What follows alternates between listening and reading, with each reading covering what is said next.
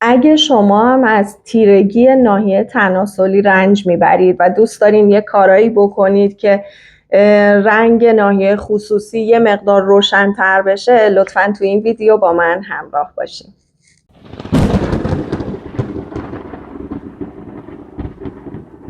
دوستان عزیزم سلام، امیدوارم هر جای این دنیا که هستید عالی باشید. امروز میخوام در مورد تیرگی ناحیه تناسلی توضیحاتی رو خدمتتون بدم. اول اینکه باید بدونیم که تیرگی در ناحیه تناسلی میتونه چندین علت داشته باشه. بیشترین علتش در واقع زمینه ژنتیکی افراد هستش. معمولا ما ایرانی ها ناحیه تناسلیمون تیره تر از نژاد اروپایی و آمریکایی هستش اگر بخوایم مقایسه کنیم، چون رنگدانه های ملانین در این قسمت ها در بدن افراد بیشتر فعال هستش.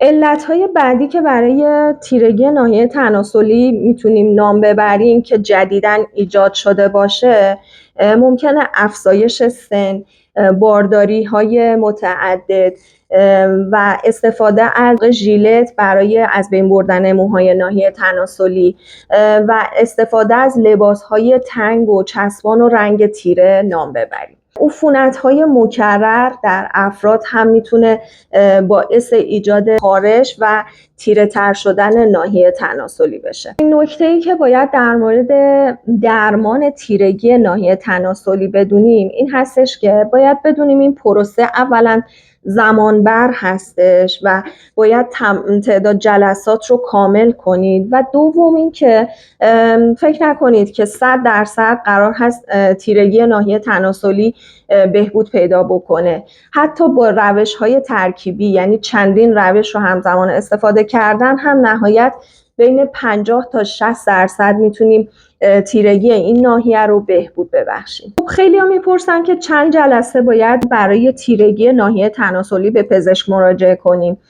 بسته به میزان تیره بودن و به میزان پاسخدهی حالا همه اون اقداماتی که انجام میدیم این تعداد جلسات متفاوته و معمولاً بین 3 تا 5 جلسه میتونه فرد پاسخ مناسبی رو بگیره و توصیه میشه فواصل این جلسات خیلی طولانی نباشن و حداکثر 1 هفته تا 10 روز یه بار فرد مراجعه کنه برای ادامه درمان تیرگی. خب حالا بهترین روش درمان تیرگی ناحیه تناسلی چی هستش؟ بهترین روش درمان‌های ترکیبی هستش، یعنی در هر جلسه معمولاً 2 روش در کنار هم استفاده میشه تا فرد بهترین نتیجه رو بگیره.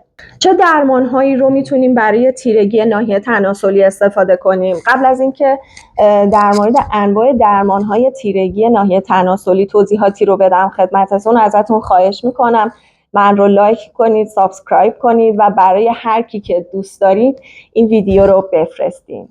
اولین درمان تیرگی ناحیه تناسلی رفع علت زمینه‌ای هست، یعنی تا حد امکان اگر میشه علت زمینه‌ای رو رفع کنیم. مثلا اینکه سعی کنیم همیشه از لباس‌های رنگ روشن و لباس‌های نخی و گشاد استفاده کنیم. دوم این که به جای اینکه بیایم از ژیلت برای از بین بردن موهای زائد این ناحیه استفاده کنیم، از لیزرهای از بین برنده موهای زائد کمک بگیریم. سوم، اگر که مکرراً دچار عفونت‌های واژینال میشیم باید اول درمان اون رو مد نظر قرار بدیم. حالا میتونه درمان دارویی باشه یا درمان‌های لیزری شامل RF و DBD و بعد از اون اقدام کنیم برای وایتنینگ یا سفید کردن ناحیه تناسلی. مسئله بعدی برای درمان وایتنینگ استفاده از یک سری داروها هستش. TCA یا تریکلوراسیتیک اسید یک اسید ضعیف هستش که توی کرم‌های روشن کننده در بازار هم وجود داره و ما هم میتونیم از اون به صورت مستقیم، البته حتما با تجویز پزشک، برای سفید کردن ناحیه تناسلی استفاده کنیم. دومین مواد مزوتراپی هستند. در واقع اینها موادی هستند که هم خاصیت جوانسازی دارن هم خاصیت روشن کنندگی برای این ناحیه که در ترکیب با میکرونیدلینگ بسیار کمک کننده هستش و باعث روشنسازی ناحیه تناسلی میشه. روش‌های بعدی استفاده از کربوکسی تراپی و انواع لیزرهای جوانساز و روشن کننده هستش که اینها هم در کنار هم میتونن تا حدود زیادی به روشنسازی ناحیه خصوصی کمک کنن. و در نهایت اینکه تزریق فیلر، مخصوصا تزریق چربی، میتونه تا حدودی به علاوه بر اینکه به جوانسازی این ناحیه کمک میکنه، به روشنسازی ناحیه تناسلی هم کمک کنه و تاثیر زیادی داره. در کل میشه از تمام این روش ها در کنار هم استفاده کرد تا بتونیم در واقع اون روشنسازی مناسب رو برای فرد ایجاد کنیم. امیدوارم که از این ویدیو نهایت استفاده رو برده باشین. ممنونم از توجهتون. خدا نگهدار.